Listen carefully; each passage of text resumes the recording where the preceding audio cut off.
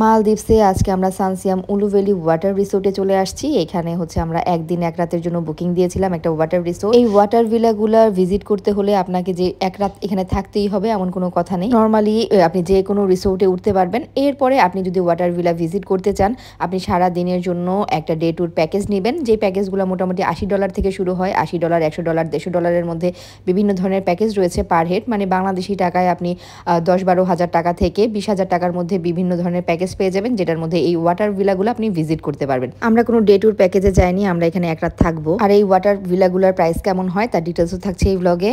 এই রিসোর্টটা বেশ বড় একটা রিসোর্ট, মোটামুটি 3টা দ্বীপ নিয়ে হচ্ছে এই রিসোর্টটা। এটা ঘুরে বেড়াতেও মোটামুটি 3 দিন লাগবে।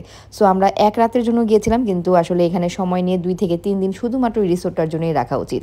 আর যারা ডে ট্যুরে যাবেন তারাও কিন্তু পুরো রিসোর্টটাই ঘুরে দেখতে পারবেন। ভিতরে শাটল বাস আছে, বাস দিয়ে হচ্ছে পুরো রিসোর্টটা ঘুরে দেখতে পারবেন। শুধুমাত্র তারা কোনো রুমের ভিতরে এন্ট্রি নিতে পারবে না, রুমের ভিতরে শুধুমাত্র যারা রুম নেয় তারাই এন্ট্রি নিতে পারবে। তো আমি এখানে এসে হচ্ছে প্রথম কাজ হচ্ছে আমি চেষ্টা করবো আমার রুমটা চেঞ্জ করা যায় কিনা। ঈদের সিজন খুব রাশ যাচ্ছিল, তো আমি আমার কাঙ্ক্ষিত রুমটা পাচ্ছিলাম না, যদিও এখানে room price is so high. আবার হচ্ছে ঈদের সিজন, সব রুম হচ্ছে বুক হয়ে গিয়েছিল। মালদ্বীপসে আসলে আমরা একটা রাত ওয়াটার ভিলাতে থাকবো, এটা অনেক আগে থেকে আমরা প্ল্যান করছিলাম। আমরা ওয়াটার ভিলা তো বাংলাদেশ থেকেই বুক করে গিয়েছি, কিন্তু প্রাইভেট সুইমিং পুল সহ এটা আমরা পাচ্ছিলাম না, কারণ সব জায়গায় হচ্ছে রুম বুক ছিল।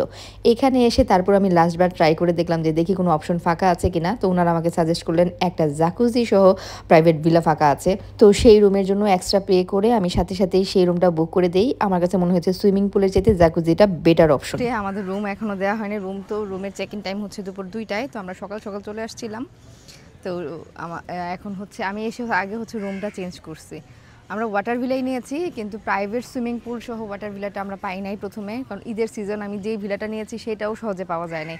কয়েকটা এজেন্সি ঘুরে তারপরে পেয়েছি। তো এখানে এসে বললাম যে আর কোনো অপশনস আছে কিনা প্রাইভেট পুল ছাড়া বা অন্য কিছু। তো তারা আমাকে প্রাইভেট জাকুজি সহ একটা রুম প্রোভাইড করে।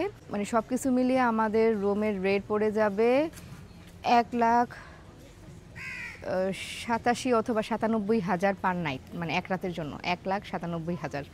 এই সমস্ত জায়গায় হচ্ছে আপনি তো আগে বুকিং দিবেন, মানে ফ্রি থাকলে অত কমে পাওয়া যায়। তো যেহেতু ঈদ সিজন একদম সব বুক ছিল, এজন্য আমাদের নর্মাল প্রাইসের চাইতে আরও অনেক বেশি দিয়ে কাটতে হয়েছে। তারপরেও শখের দাম 80 টাকা না, কয়েক লাখ টাকা।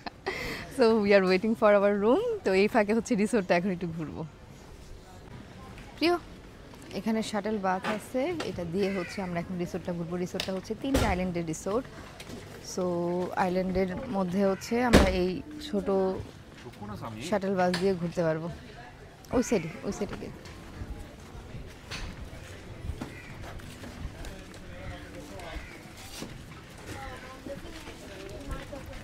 উইন্ডো আমি উইন্ডো।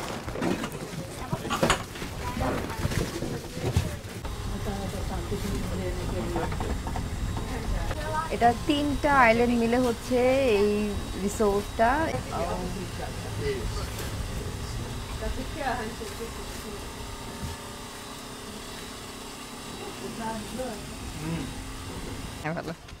ভালো লাগলো দেখে।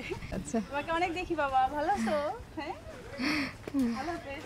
আল্লাহ হাফেজ। এখানে এসেও আমার দর্শকের সাথে দেখা হয়ে গেল। এটা হচ্ছে এখানে যে শুধু নাইট স্টে করতে হবে এমন কোনো কথা নেই, এখানে কিন্তু ডে লং প্যাকেজ আছে। ডে লং প্যাকেজ নিলেও কিন্তু পুরো রিসোর্টটা আপনারা ঘুরতে পারবেন। তো আমাদের রুমগুলা মেবি ওয়াটার কটেজগুলো ওই দিকে। এখানে বিভিন্ন ধরনের কটেজ আছে, ওয়াটার কটেজও আছে, আবার বিচ কটেজও আছে।